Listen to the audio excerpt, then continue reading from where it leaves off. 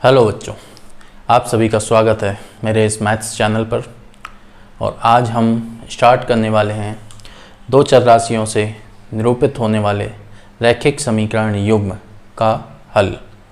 सबसे पहले हम ये देखेंगे कि रैखिक समीकरण होते क्या हैं। हालांकि इस बारे में हम बात कर चुके हैं पहले भी। सबसे पहले आप देखिए, मान लीजिए y तथा x ये हमारी चर राशियां हैं। तो कोई भी ऐसा समीकरण जिसमें उपस्थित चर राशियों की अधिकतम घात एक हो, वो होता है रैखिक समीकरण। फॉर एग्जाम्पल, मैं आपके सामने एक समीकरण रखता हूँ 2x + 3y = 4। आप देख सकते हैं ये जो समीकरण आपके सामने है, इसमें चर राशियां क्या हैं? x तथा y। यहाँ पर x की घात कितनी है? 1। अगर घात आपको नज़र नहीं आ रही है, मतलब वहाँ पर घात क्या चल रही है? 1। y की घात कितनी है? 1। और किसी भी चर राशि की एक से ज़्यादा घात वाला कोई भी पद वहाँ पर मौजूद नहीं है। तो ऐसे समीकरणों को बोलते हैं रैखिक समीकरण। फॉर एग्जाम्पल, आपके सामने एक और समीकरण है, देख सकते हैं आप। इस समीकरण में भी चर राशियां हमारी x तथा y हैं। आप देख सकते हैं कि y की घात कितनी है? 1। और y की एक से ज़्यादा घात वाला वहाँ पर कोई भी पद नहीं है। लेकिन आप देख सकते हैं कि x की घात कितनी है यहाँ पर? 2, मतलब एक से ज़्यादा। तो इस समीकरण को हम रैखिक समीकरण नहीं बोलेंगे, राइट। तो जितनी भी चर राशियां हों, चाहे 1 हो चाहे 2 हो, जैसे x = 4, ये भी एक समीकरण है। इसमें सिर्फ एक चर राशि है x, उसकी अधिकतम घात कितनी है? 1। तो अर्थात मतलब ये हुआ कि वहाँ पर एक चर राशि हो या एक से ज़्यादा हो, कितनी भी चर राशियां हों, अगर उनकी अधिकतम घात 1 है तो वो सदैव एक रेखीय समीकरण कहलाता है। ध्यान रखिए, यहाँ पर हम बात सिर्फ 2 डायमेंशनल कर रहे हैं, मतलब x तथा y को लेके कर रहे हैं। जब आप x, y, z 3 चर राशियों को लेके चले जाते हैं तो आप थोड़ा सा आगे बढ़ जाएंगे। वहाँ पर आप एक समतल पर पहुँच जाएंगे, जो कि आने वाली कक्षा में आपको मिलेगा। अभी हमें सिर्फ x तथा y तक ही अपने आप को सीमित रखना है। और हमारे सिलेबस में हमें 2 चर राशियों वाले रैखिक समीकरणों को पढ़ना है। तो चलिए स्टार्ट करते हैं। एक्सरसाइज 3.1 क्वेश्चन नंबर 1 अब स्क्रीन पर आपके सामने आपको दिख रहा होगा। क्वेश्चन कुछ इस तरह से है। आफ्ताब अपनी पुत्री से कहता है, 7 वर्ष पूर्व मैं तुमसे 7 गुनी आयु का था। अब से 3 वर्ष बाद मैं तुमसे केवल 3 गुनी आयु का रह जाऊंगा। क्वेश्चन आपसे पूछ रहा है, क्या यह मनोरंजक है? यस, मनोरंजक तो है। थोड़ा सा सोचिए। कह रहे 7 वर्ष पूर्व मैं तुमसे 7 गुनी आयु का था, और अब से 3 वर्ष बाद मैं तुमसे केवल 3 गुनी आयु का रह जाऊंगा, है ना। इस स्थिति को बीजगणितीय एवं ग्राफीय रूपों में व्यक्त कीजिए। यह है हमारा क्वेश्चन। तो सबसे पहले इस क्वेश्चन में आपको ये देखना है कितने ह्यूमन बीइंग की बात हो रही है, अर्थात कितने व्यक्तियों की बात हो रही है। तो यहाँ पर 2 व्यक्ति हैं, 2 पर्सन्स हैं। एक तो है आफ्ताब और एक है उसकी पुत्री। तो क्वेश्चन में जितने लोगों के बारे में चर्चा हो रही है, जितने लोगों के बारे में डिस्कशन हो रहा है, हमें क्या करना है? हमें उनकी वर्तमान आयु सबसे पहले एज्यूम कर लेनी है, मान लेनी है। तो हम मान लेंगे, माना। This is exercise 3.1 and question number 1। तो हम लिखेंगे माना आफताब की वर्तमान आयु x तथा उसकी पुत्री की वर्तमान आयु y है। हम सबसे पहले मान लेंगे कि आफताब की जो वर्तमान आयु है वो x है और उसकी पुत्री की जो वर्तमान आयु है वो y है। अब देखिए इन क्वेश्चंस में क्या होता है, आपको भूतकाल में ले जाते हैं वो और भविष्य में ले जाते हैं। तो जहाँ भी वो आपको ले जाएं पहले आप वहाँ पर पहुँचिए, वहाँ पर पहुँच के उस स्टेज पे जितने भी व्यक्तियों की आयु आपने मानी है उनकी आयु की गणना कर लीजिए। फिर उस समय की जो उनकी आयु होगी उनमें जो संबंध दे रखा होगा उस संबंध को आपको लिखना है, राइट। तो यहाँ पर सबसे पहले क्वेश्चन कह रहा है कि 7 वर्ष पूर्व, यानी कि पिता पुत्री से कह रहा है कि 7 वर्ष पूर्व, पूर्व मतलब पीछे यानी कि भूतकाल में, पास्ट में। तो हम भी पास्ट में चलते हैं क्वेश्चन के साथ। तो यहां पे हम लिखेंगे 7 वर्ष पूर्व। अब देखिए हम पास्ट में चले गए, 7 वर्ष पहले चले गए, है ना। अब हम क्या करेंगे, दोनों व्यक्तियों की, पिता तथा पुत्री दोनों की उस समय की आयु की गणना कर लेंगे। तो पिता यानी कि आफताब की आयु कितनी हो जाएगी, आफताब की आयु कितनी हो जाएगी 7 वर्ष पूर्व। सोचिए अगर किसी की आयु 20 वर्ष है, 7 साल पहले क्या रही होगी उसकी आयु। सिंपल सी बात है, आप कहेंगे कि 13 वर्ष। तो आपने वो 13 वर्ष कैसे निकाला, वर्तमान आयु यानी कि 20 माइनस आपने कितना कर दिया 7।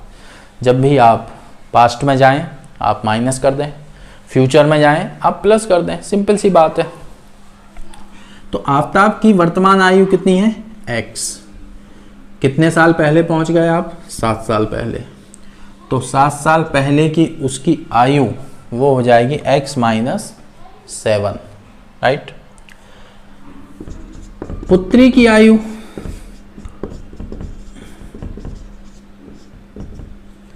अब पुत्री की वर्तमान आयु कितनी है y। 7 वर्ष पूर्व, 7 साल पहले उसकी आयु कितनी हो जाएगी y माइनस 7।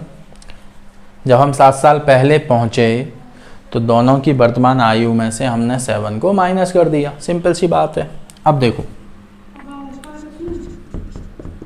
प्रश्नानुसार क्वेश्चन क्या कह रहा है, question is telling about these ages. जो हमारा प्रश्न है, जो हमारा क्वेश्चन है वो इन आयु की तुलना कर रहा है, वर्तमान आयु के बारे में नहीं कह रहा है वो कह रहा है इन आयु के बारे में। पिता पुत्री से कह रहा है 7 साल पहले मैं तुम्हारी आयु का 7 गुना था, मेरी आयु तुम्हारी आयु की 7 गुनी थी। देखिए कह रहा है तो पिता की आयु ये है x माइनस 7, पुत्री की आयु है y माइनस 7। पिता की आयु पुत्री की आयु की 7 गुनी है। तो अगर पुत्री की आयु में 7 से आप गुणा कर देंगे तो वो पिता की आयु के बराबर हो जाएगी, ठीक। तो ये हो जाएगा x minus 7 equal to 7 by minus 49। 7 से मल्टीप्लाई कर दिया, 7 बाई को उस तरफ लेके आइए, 7 उस तरफ जाएगा, प्लस का हो जाएगा x minus 7 by equal to minus 42। ये हमारा पहला समीकरण बन गया।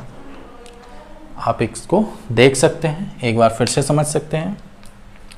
सबसे पहले हमने ये देखा कि क्वेश्चन में कितने पर्सन्स हैं, कितने व्यक्तियों की चर्चा हो रही है। तो वहाँ पर एक पिता है और एक पुत्री है। हमने क्या किया, सबसे पहले हमने दोनों की वर्तमान आयु को मान लिया। हमने मान लिया कि पिता की वर्तमान आयु x है, पुत्री की वर्तमान आयु y है। ठीक है, अब क्वेश्चन हमसे कह रहा है 7 साल पहले। चलिए हम 7 साल पहले पहुंच गए। तो 7 साल पहले पिता की आयु कितनी रही होगी, कितनी रही होगी? वर्तमान आयु में से 7 साल आप घटा दीजिए, x माइनस 7। पुत्री की आयु कितनी रही होगी, y माइनस 7। अब इन दोनों आयु में रिलेशन दे रखा है, तुलना कर रखी है। तो क्वेश्चन कह रहा है कि पिता की आयु पुत्री की आयु की 7 गुनी थी। तो ये पिता की आयु, ये पुत्री की आयु, इसका 7 गुना बराबर हो जाएंगे। गुणा कर दिया, ये समीकरण आ गया। इस तरह से हमारी अप्रोच रहने वाली है। अब क्वेश्चन ये कह रहा है अब से 3 वर्ष बाद पिता अपनी पुत्री से बात कर रहा है ना, कि अब से 3 वर्ष बाद। तो अब से मतलब कब से? वर्तमान से। वर्तमान से 3 वर्ष बाद मतलब अब हमें कहाँ जाना है? अब हमें फ्यूचर में जाना है, भविष्य में जाना है। तो अब हम यहाँ पे लिखेंगे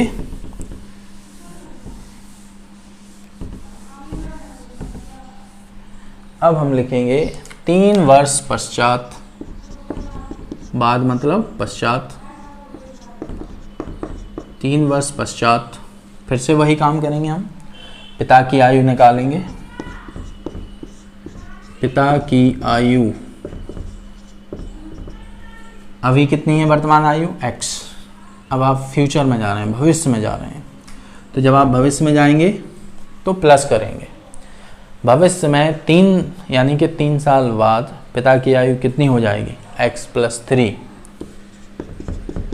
पुत्री की आयु कितनी हो जाएगी? देखिए उसकी वर्तमान आयु y है, 3 साल बाद उसकी आयु हो जाएगी y प्लस 3। नाउ क्वेश्चन क्या कह रहा है? क्वेश्चन कह रहा है कि पिता की आयु पुत्री की आयु की 3 गुनी रह जाएगी। तो पिता की आयु कितनी है? x plus 3।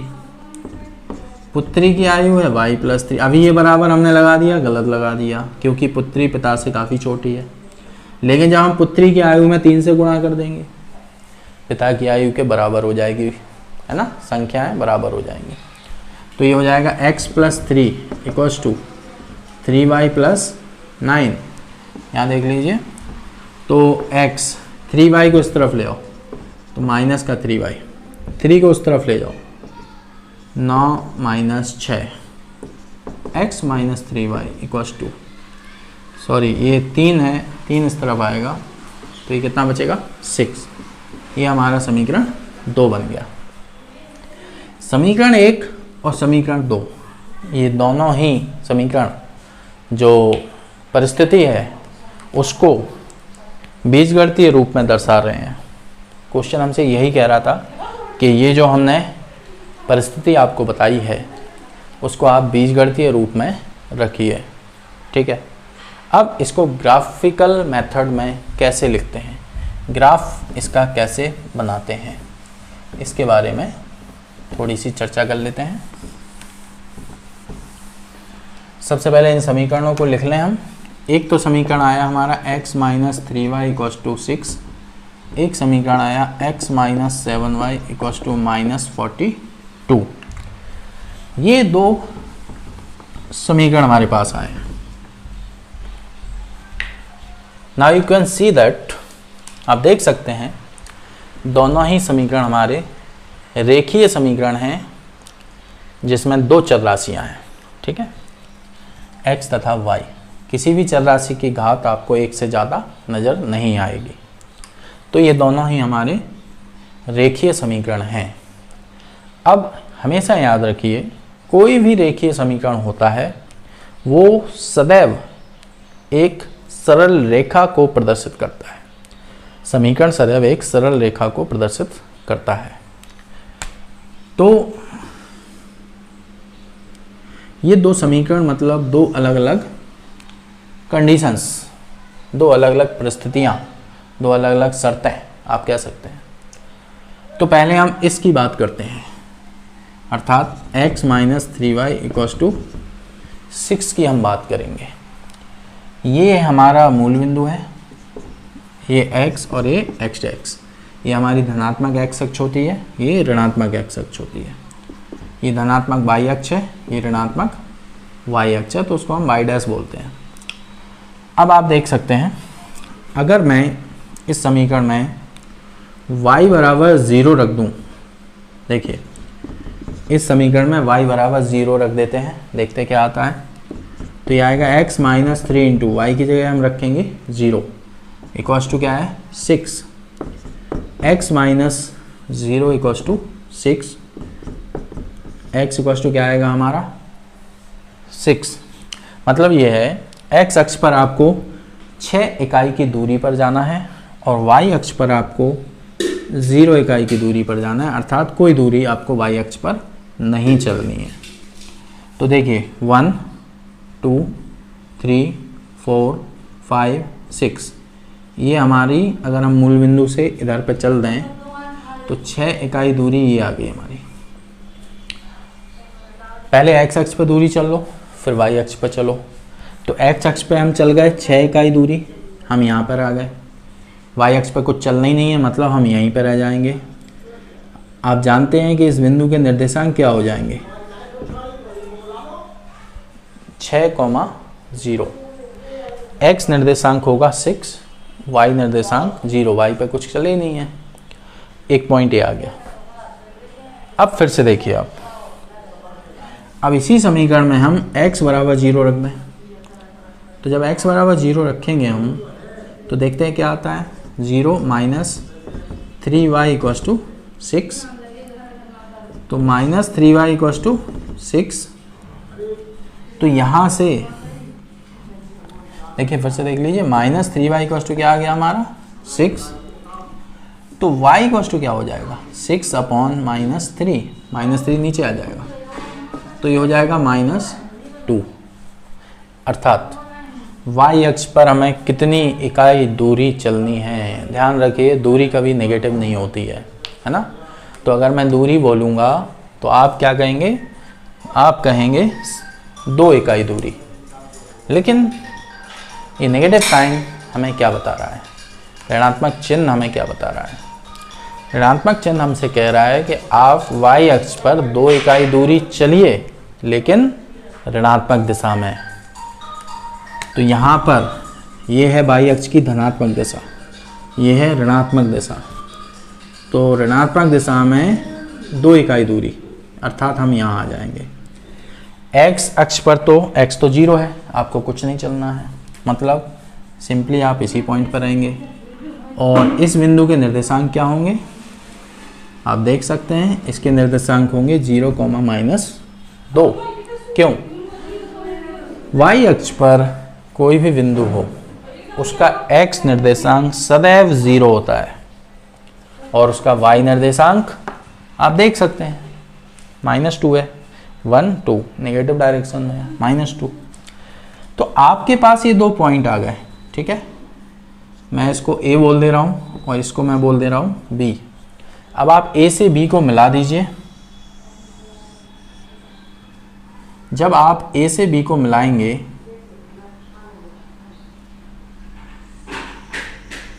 इस तरह से, तो ये एक सरल रेखा बन जाएगी। ये वो सरल रेखा है जो समीकरण 1 से प्रदर्शित होती है।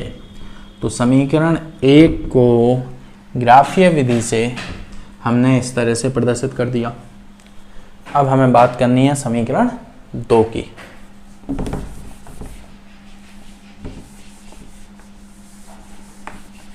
चलिए समीकरण 2 की बात कर लेते हैं। समीकरण 2 ये है हमारा x minus 7y equals to -42। फिर से वही काम करने वाले हैं हम। सबसे पहले इसमें हम y बराबर क्या रख दें 0। देखिए